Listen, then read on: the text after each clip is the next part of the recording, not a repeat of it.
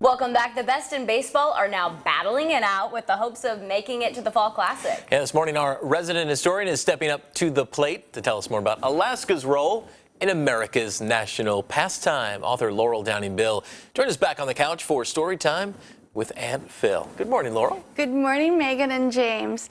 Yeah, baseball's been a favorite pastime of Alaskans for generations. So with the baseball season coming to a close now, with World Series coming up, I thought it would be a good time to talk about how baseball started in Anchorage. So where do we begin? Well, gosh, as early as 1915, before the city had even become a city or plotted its main street on 4th Avenue, they had people that were playing ball down in the mud flats.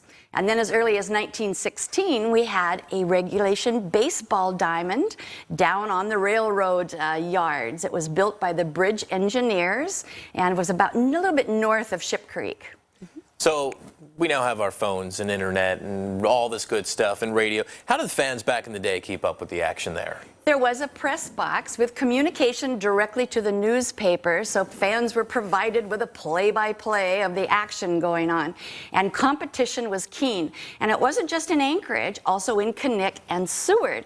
In fact, oftentimes Anchorage residents would take a boat over to Kern Creek and they would get onto then a handcar and hand pump themselves all the way down to Seward to catch a glimpse of the action. Oh my That's gosh, dedication. that is. Now, it wouldn't take long for a war to have an impact on baseball in Alaska. That's right. The clouds of war did eclipse baseball in World War I when Anchorage lost many of its able-bodied men. In fact, 75% of the male population was eligible for the draft.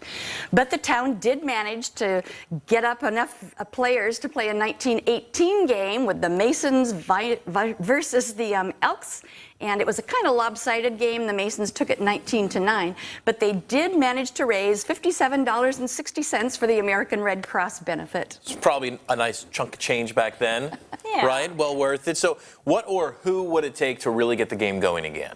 Oh, the game really picked up when a man by the name of William Mulcahy blew into the lusty railroad town. He was an auditor for the railroad, and he loved baseball.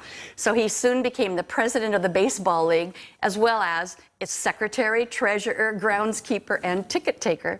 And then in 1947, Mulcahy was named for Alaska's first National Baseball Congress Commissioner. And that's the program that led to our Anchorage Glacier Pilots and the Bucks taking several national championships. A baseball pioneer for sure. Mulcahy, that name rings a bell. Now, his legacy definitely lives on. Yes, right it now. does. 1951, the selfless Irishman was very surprised when the community honored him by naming its new ball field the Mulcahy Stadium, located at C and 7th.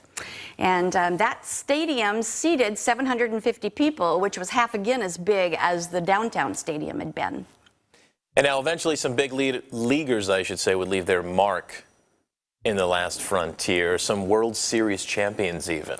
That's right. After statehood, we started seeing a lot of collegiate players coming up and playing on our ball field, and some of them did go on to the major leagues, including home run king Mark McGwire.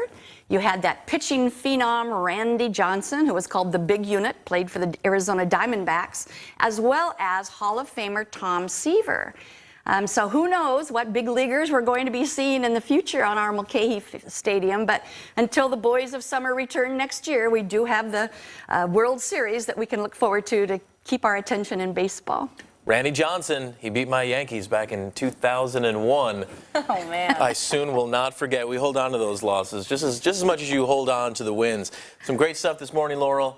Thank you so much. We'll see you back on the couch next week. Thanks, guys.